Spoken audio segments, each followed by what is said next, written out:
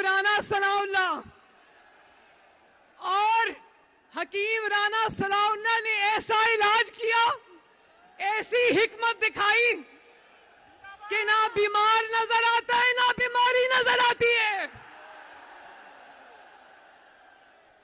ना मर्ज नजर आता है ना मरीज नजर आता है राणा साहब। और ये मेरा भाई आबिद शेर अली भी खड़ा है, बाकी सब भी यहां बैठे हैं, तलाल चौधरी भी यहां मौजूद है। तलाल, मैं आपकी वफा को सलाम पेश करती हूं।